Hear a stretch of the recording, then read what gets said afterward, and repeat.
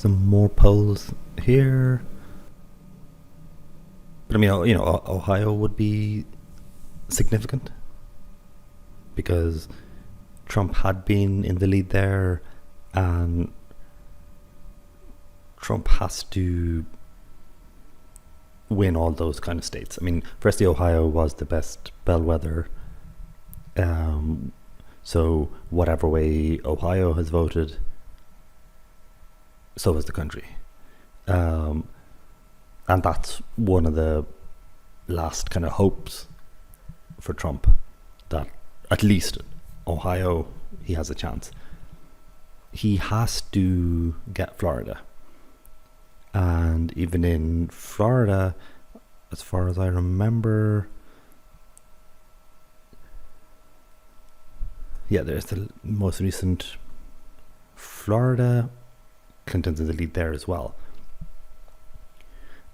That said, these are all not by large amounts. So, that could change.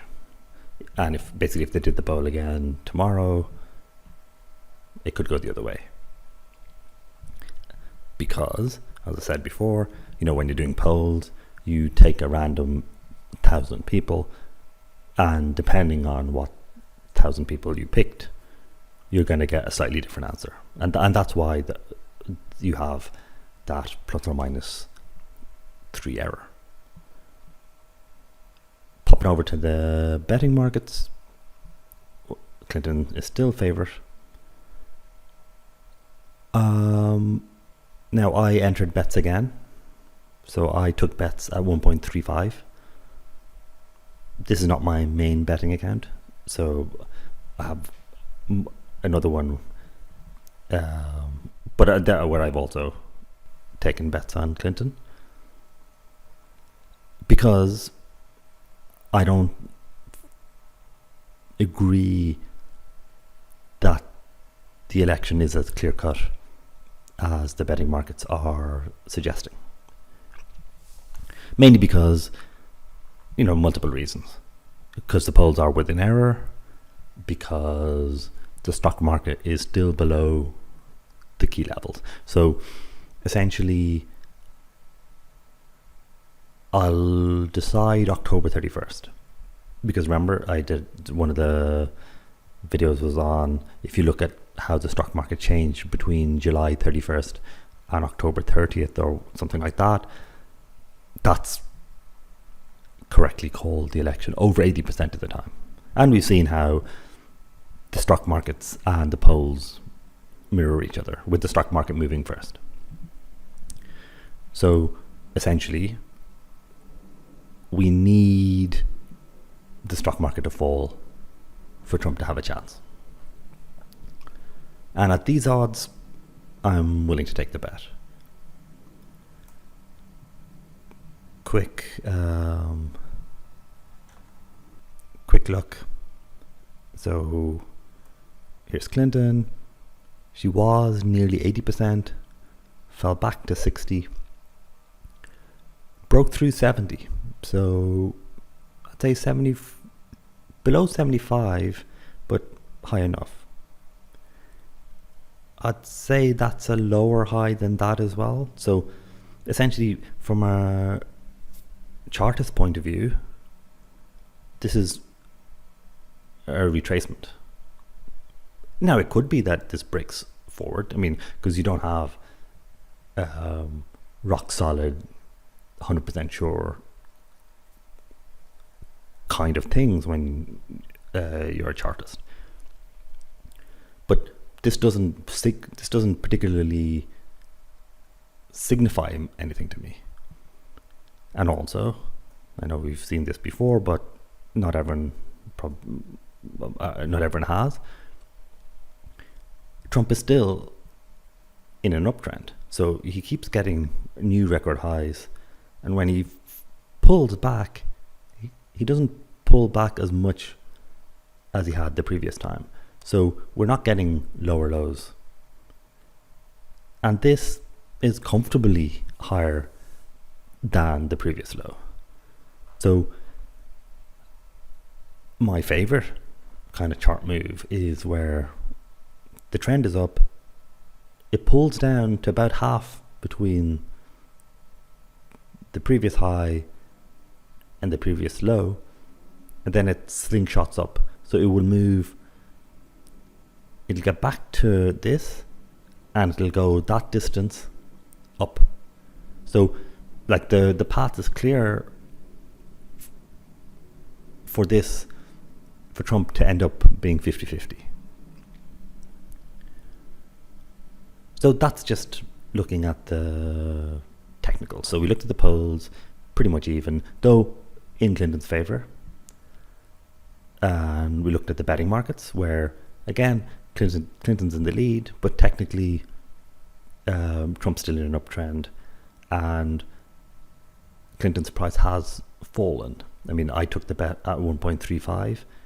It's now 1.37. So I could get out of my 1.35 bet at a profit, since I could, bet €20 and someone else would pay me 1.37, and I'd only have to pay 1.35, so I make a 2% profit. The new piece of information, which is which is relevant for the Quant channel, like this YouTube channel, is, and actually I was just reading a book on predictive analytics, and it's just the difference in approach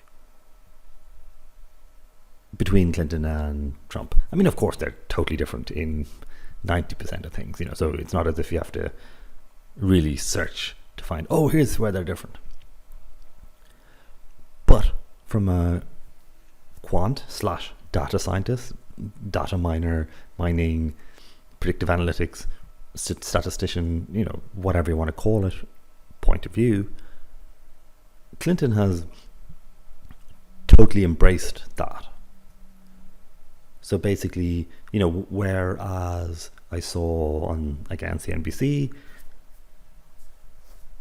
Trump is walking around, going to crowds, meeting people. Far more old school, traditional politics. Whereas Clinton was going indoors, studying, preparing for the debate. So that's a big difference in style. Again, the link to this is in the description below the video. But basically, this guy, so Obama very successfully applied these techniques, and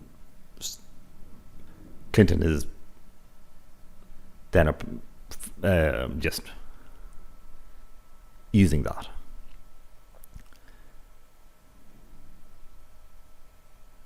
So what does it say here? This goes into greater detail, so I don't want to just read what this article says, but I want to get the main headline. Okay, in 2009, no analytics advancements has proved more significant financially than the TV tool created for the primaries. Okay, blah blah blah.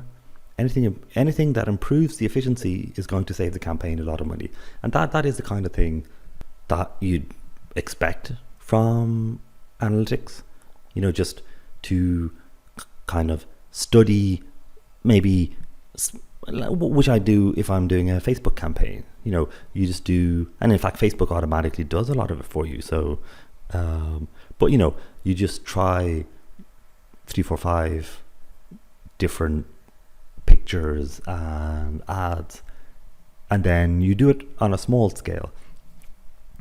When it comes to me, I'll be talking about, and then you only need to spend a couple of dollars, and that's enough that your ad or your message has been shown to maybe a couple of thousand people. And then you can compare the ones and see, oh, ad 1 did well with men in their 20s.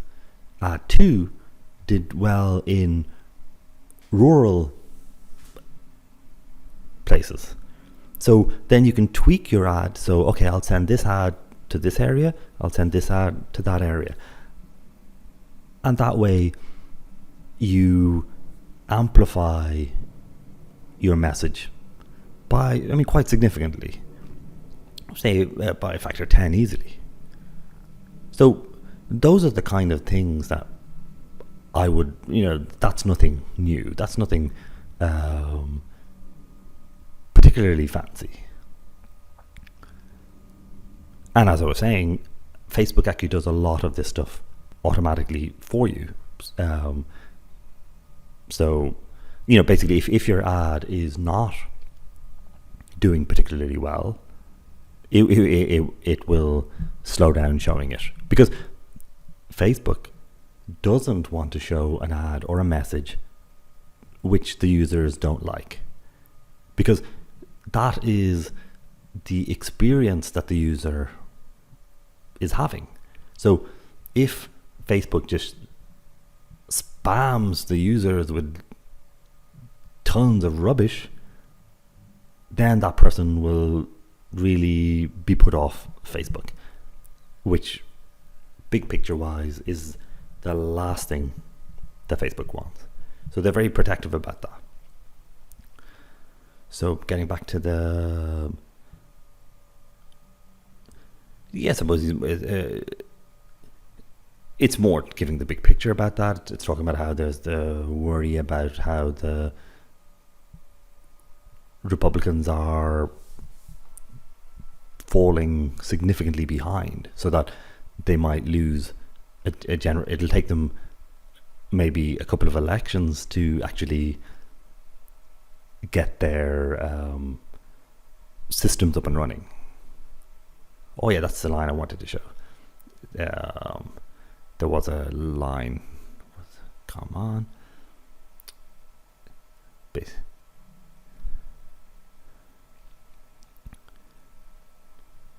As far as I remember, it was along the lines of, you can't have a baby in 3 months. So likewise, if you're running a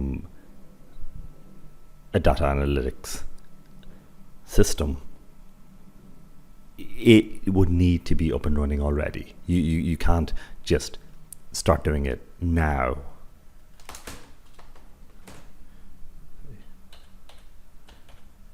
There you are.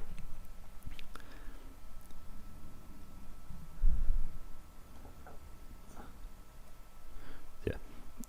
If you're not prepared for it, you can't catch up. And basically, Trump hasn't prepared. He doesn't have the setup in place. You can't have a baby in 3 months. And some Republicans aren't just nervous about losing to Clinton in November. They're alarmed at the possibility of falling multiple cycles, even a generation, behind in creating a culture of data-intensive campaigns. So there's also a parallel war going on the data analytics side. For Trump supporters, well, this is yet to be proven. So it's all well and good that, I've got this fantastic data analytics, but if your message resonates more with people, I was thinking more actually, I was reminded of Rocky, where you kind of had, Rocky would just be carrying heavy bags and punching the meat in the freezer place in the butcher or the storage place, while the other guy would have all this fancy electronic latest scientific stuff, and he'd be the super athlete, and basically poor old Rocky hasn't got a hope. Here we have Clinton, who has this huge data analytics team with the latest AI studying everything you've written in Twitter and commented, and having the backing from Wall Street and all the big banks and the big money, while Trump is walking around, meeting in large groups of people, just shaking hands and going old school. In fact, I'm surprised that he hasn't used that kind of imagery in his own campaign. But we'll see what actually happens, because this is new. They're trying, basically. It's not as if I just use data analytics, I'm going to win. It's not as if, okay, so Apple or whatever, would have access to fantastic data analytics. But if we've hit peak smartphones, then every quarter smartphone sales are declining. We've had peak iPad maybe 2 years ago. Every quarter it's lower. So it doesn't matter if you have, oh look, I've got this study and I can show this ad to this particular ad to that person, and that'll save me 20% and it's far more efficient. That period's over. So in the same way, if fundamentally Trump is the new product and Clinton is the iPad, you could spend billions and billions and billions, but really nobody cares.